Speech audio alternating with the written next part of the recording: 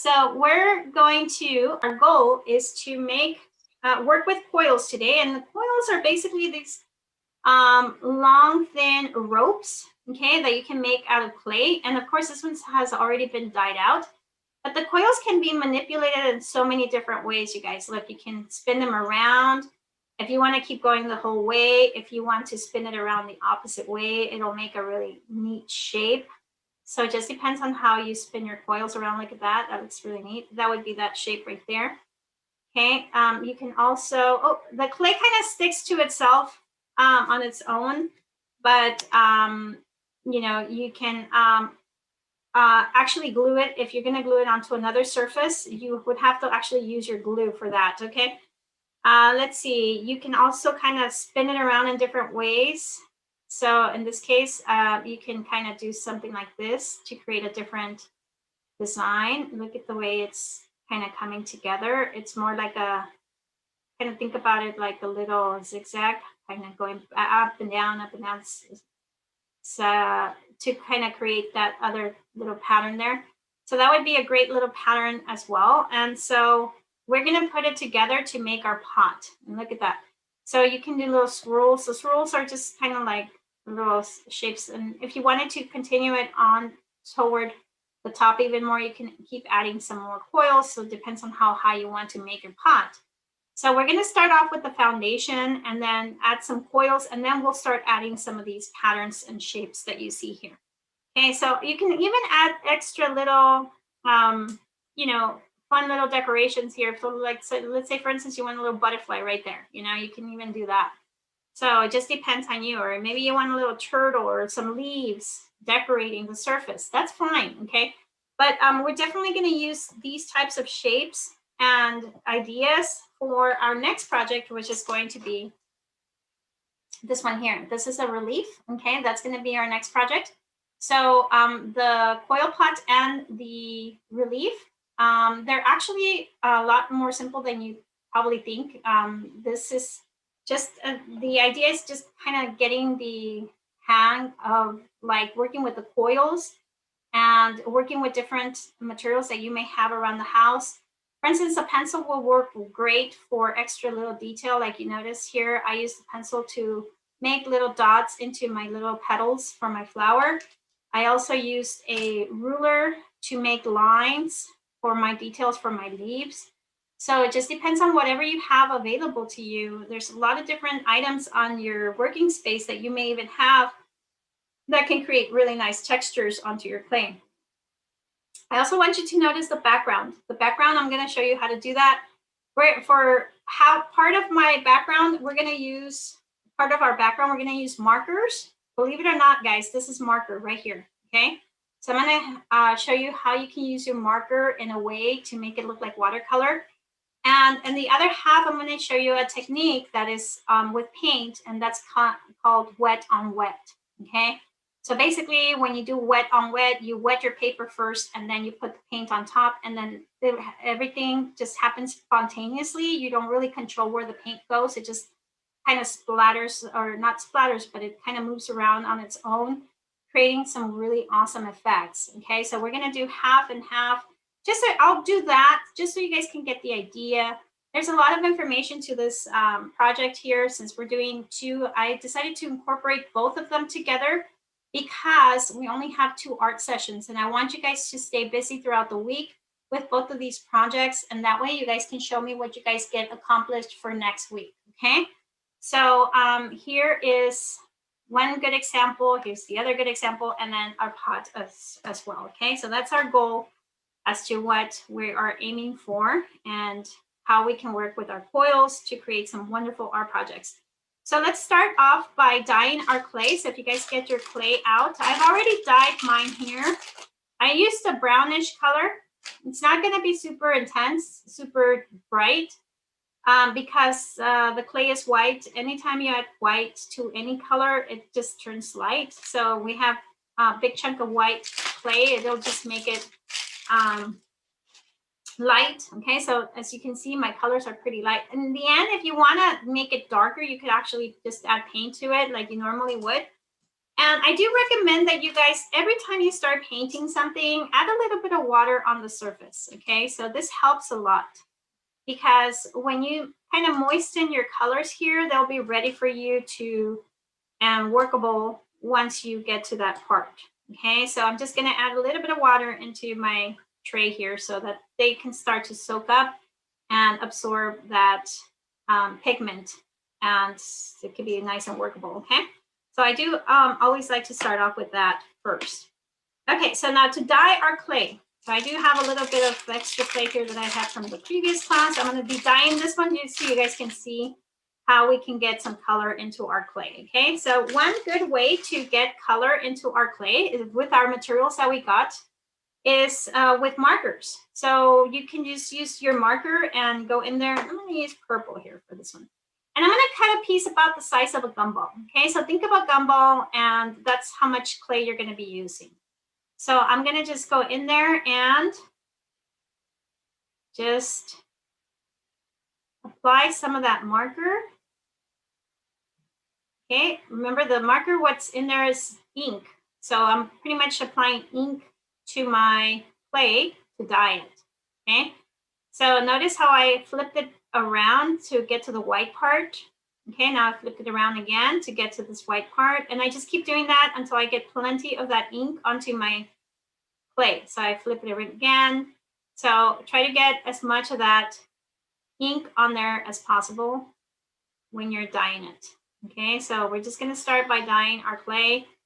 And one way is to dye it with your marker. And then another way would be to dye it with our paint. So let's just let the paint soak up a little bit so that we can start with the paint, because there needs to be quite a bit of pigment on there, okay, for it to mix in really well into the clay. So just gonna kind of tap it a little bit more, maybe a little bit more over here. So see, I'm just kind of folding it as I go along. So now once I think I have enough, now I can go ahead and mix it in really well. So when you mix it, all you're doing is just kneading it really well. And there we go. Now I have a nice soft lavender color. Remember, it's not going to be super intense. The color is not going to be bright because it's white clay that we're working with here. So the white mixed in with any color will give you a nice soft color to work with, nice light color to work with. In this case, it's light purple, like a lavender color, okay? So there's my piece of clay there that I've already dyed using my markers, okay? Now, what if you wanted to maybe add like a marble effect? All right, let's see. Yeah, let's see. There was a question. It's hard to do. No, it's not hard at all, you guys. It's actually very simple to dye it with the markers. That's actually easier to dye with markers than to dye with paint, because the paint, you have to control the amount of water that goes onto the clay, okay? Now, let's say you wanted to marbleize. Well, you get two colors. So this one I've already dyed it with yellow. So when you put it together, you kind of spin it around a little bit. And you don't mix it entirely, but you have the two colors kind of mixed together, but not entirely. And that'll give you kind of like a marbleized effect. There's a lot more purple there, but you can start to see how the colors just kind of swirl up, and that creates a nice marbleized effect. Okay, so just in case you guys want to try that out.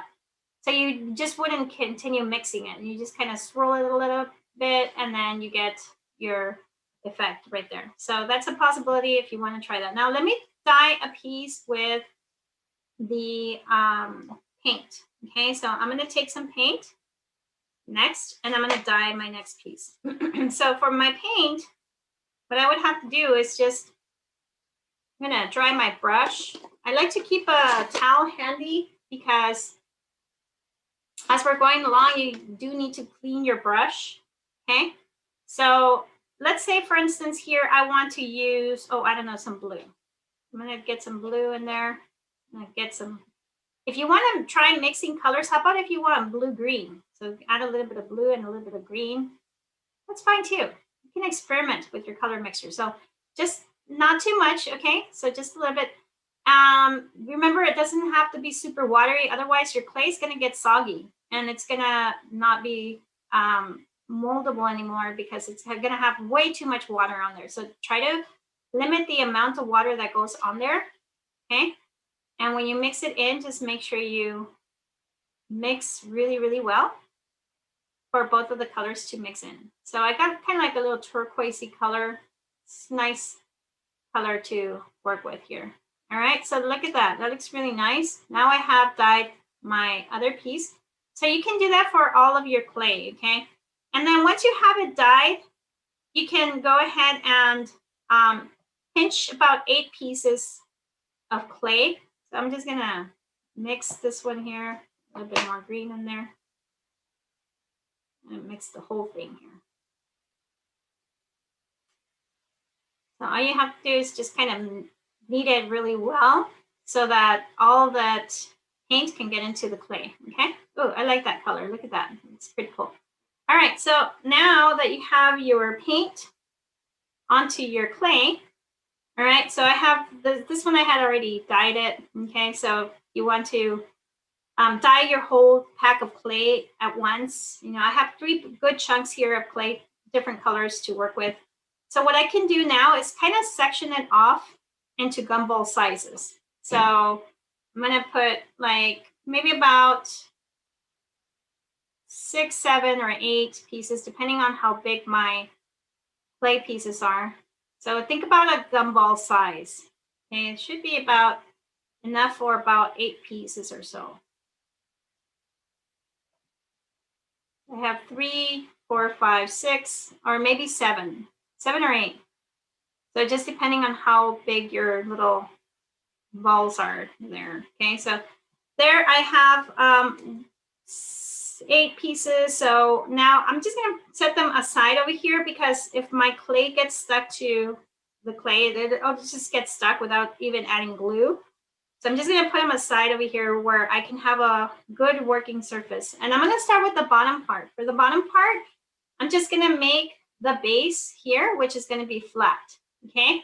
And all we wanna do here for that part is just to kind of press on with the palm of your hand and just shape it into like a cookie shape, okay? Nice and round. And just kind of set it aside for later. And then you start working with your coils, working on your coils. So the coils are, think of it as an inchworm, okay? But try not to make them too thin. Otherwise, they're going to be really frail and they can just collapse once you start making your pot. So try to make them a little bit thicker. You'll notice once you start building your pot. Okay, so this is a pretty good coil thickness right here. So look at that.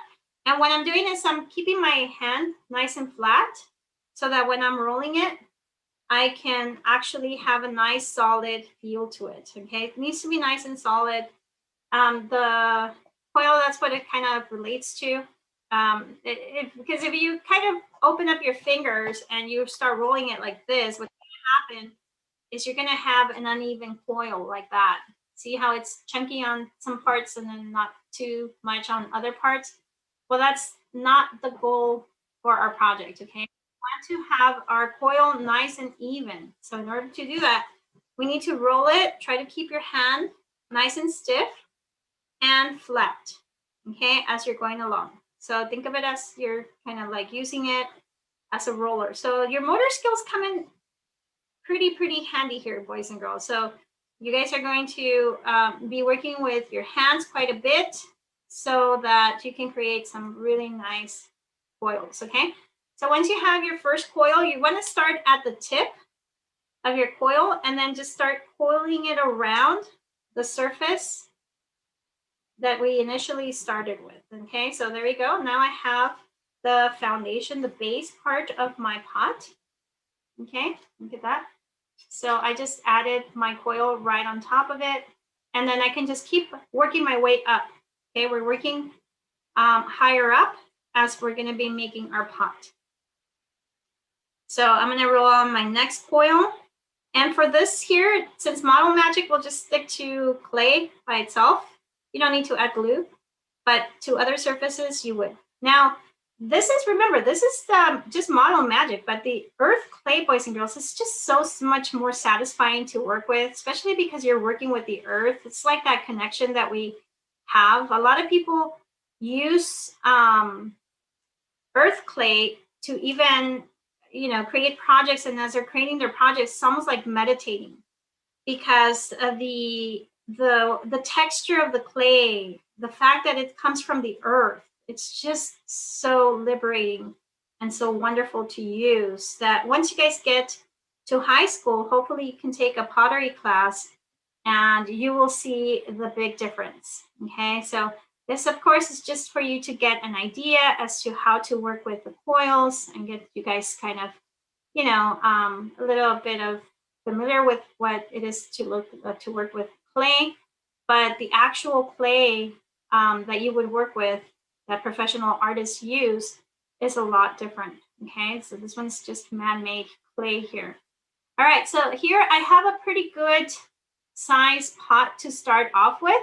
So now at this point, I can actually start adding some little patterns and shapes and designs. So you want to make your next coil looking like, one of those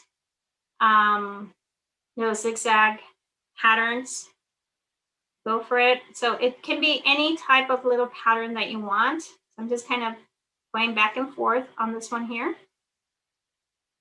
and shaping it like a nice little pattern, and then you can attach it to your pot. Okay, see that? But if it doesn't go all the way around, then you can just kind of think about other shapes, or if you want to just make another one of those shapes to continue it. But I think I want to have other types of shapes there. So I think I want to have some little, maybe like snail-like shapes. So I'm going to make a smaller coil and just roll it up, and see, everything just starts coming together. So even though this is just a lot of information that I'm providing here for you guys, I do have, I'm recording the lesson here so that you guys can refer back to it, and I'll put it on my website, and I'll share that website with you guys in just a bit as well.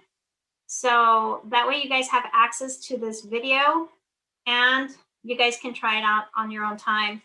If you missed a step, if you forgot something, and you want to try to do something similar to what I was doing here, then you can always go back and refer to that video.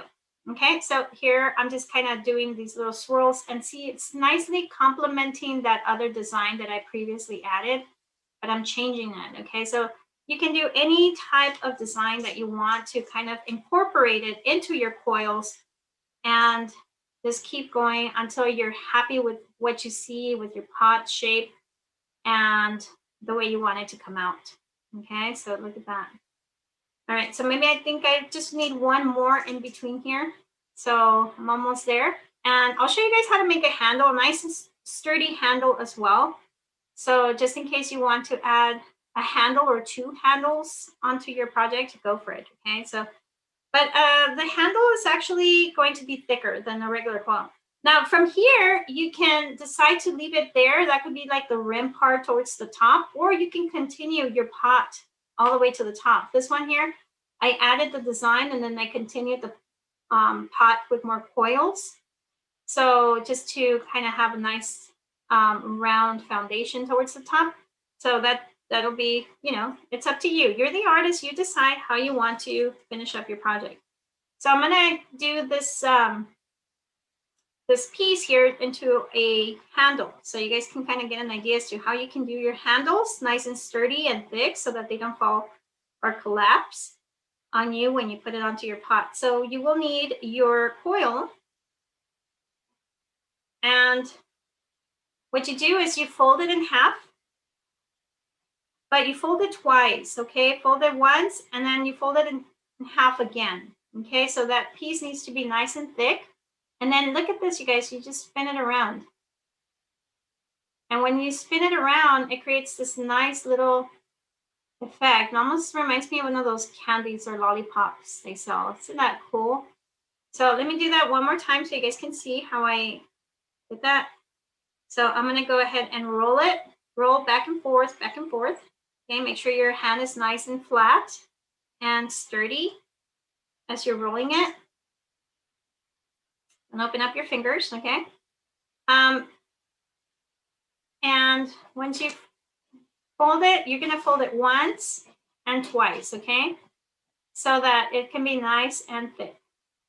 So there we go. And then all you have to do is spin it around on both ends, okay? So that could even be a nice finishing touch for the top rim. If you wanted to make it longer, you could. So if you wanted to kind of stretch it out more, you would just kind of keep spinning it out. And look at this, it's making it a lot longer. Look at that, you see? So that could be a nice, it almost looks like it's braided, okay? And by the way, you can also braid your coils, okay? So you would just get 3 coils and braid them pretty much, a little braid.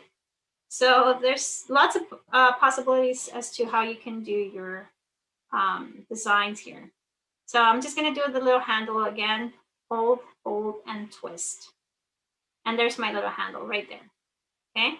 So once you put the little handle, you kind of decide where you want the handle to be. And there you go. If you want 2 handles, you can put 1 on each side. Now this here would have to dry overnight. So just kind of let it sit there in an open space where nobody's gonna be touching it. And just let it sit overnight, you guys. And you can actually put little pebbles in their points. You can put flowers, but don't put any liquid or anything edible in here because it's not meant for that, okay? So do not put anything edible in here, whether it's liquid or food. And just keep it for decoration purposes, okay? Because this is not, remember, this is not the real type of clay that professional artists use to make their pottery. This is just model magic that you guys are working with here, okay? All right, but we're, we can get the kind of like the jinx of it, the idea, how to make coils and how to work with the coils to get some nice designs, some nice decorations on there. So it's great for practice, okay? So let's go ahead and move on to our next project, you guys, because we only have about, let's see, 20 more minutes or so. So let's go ahead and work on our next project, which is going to be our relief. And for the relief, I want to show you some great techniques for the background color, like I mentioned previously. That way you guys can get those nice effects using your paint and your markers, okay? So let's take a look here. So if you have your canvas, go ahead and get that. I'm gonna just set this aside here. Make sure you remove the plastic off of your canvas.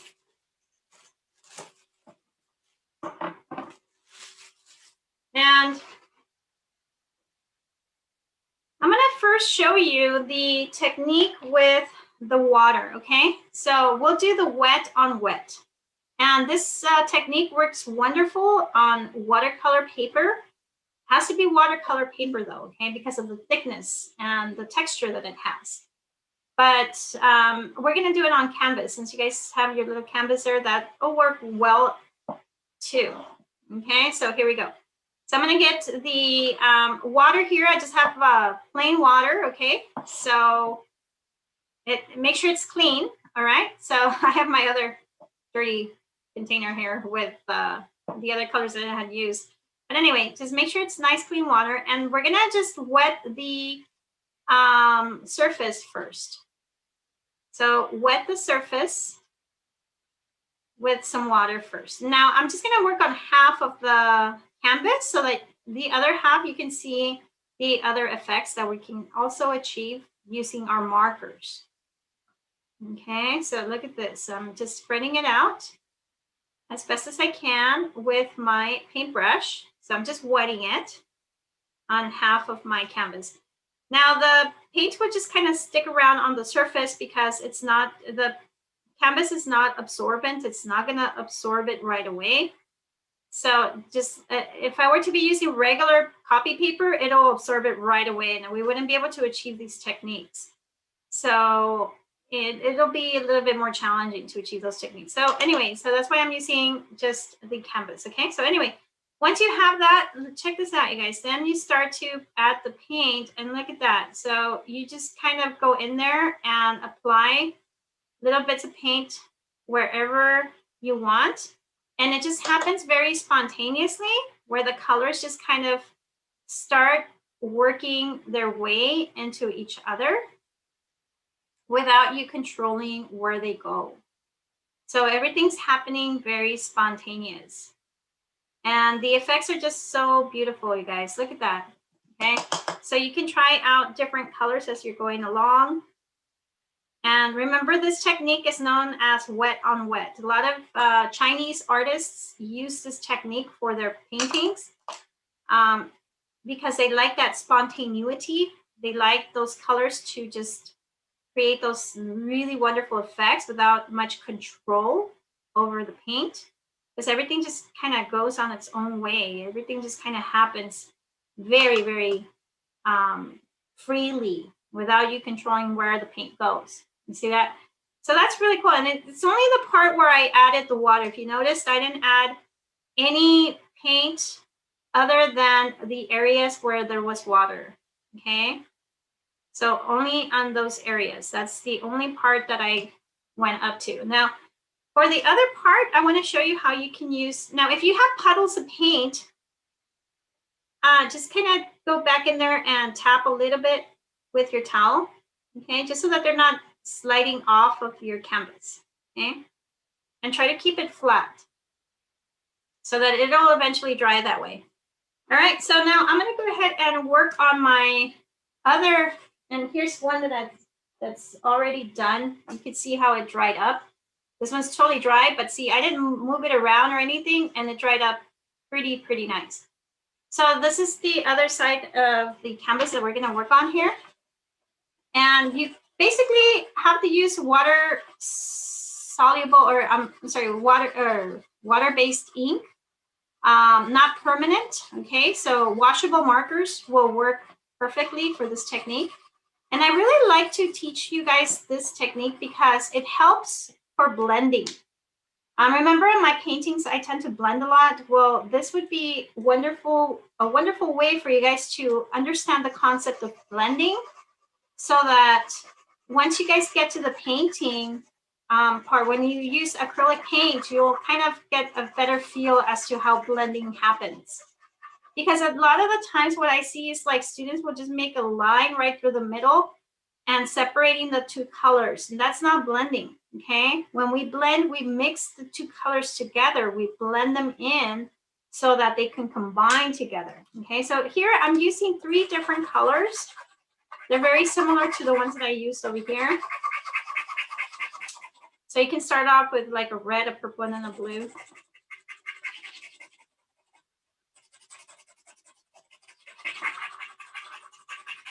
And just kind of scribble some of that ink on there. Okay, because as long as you have some of that ink to work with, that's all that matters. Okay, because that's what we're going to do next, is to blend the colors in. So I want to use my nice clean water here for this next step. And so what happens here, boys and girls, is once you start to add water to the surface, you can see how the ink is now behaving like watercolor. Okay, so you start to pretty much add it towards the whole entire surface. And then once you get to the blending part, this is where they both mix. Okay, so just kind of come in between the two and mix them. Okay, blend them. That's where the blending comes in, right there, right in between. And then you just kind of keep going. The pores are very stubborn, so make sure you guys rub really well with your paintbrush to get rid of those pores from your canvas surface so that you don't have them showing, okay? Because those are kind of like hard to get into. So just kind of get in there with your paint brush, spread it out really well. Now, shouldn't be super wet where it's like dripping. So I'm actually spreading out that water really well until I run out. Okay, so if you see that there's like water, excess amount of water, you're using way too much. So try to control the amount of water that goes on there. That's one of the things with watercolor painting, is that the way that you paint with watercolors, you have to always kind of think about how much water you have on your paper in order for you to get the effects that you want. Okay, so, and you kind of see that as you get more practice, you start to understand that concept. Okay, so look at that. So right here, this is where the blending happened, right in between. That's where the subtle transition from one tone to another happened there, right there. So I could still see my softer color that I used up here, then my purplish color that I used down towards the middle, and then my bluish color down towards the bottom. You see that? So there's my blending with the markers. So you, as you can see, boys and girls, you get different effects.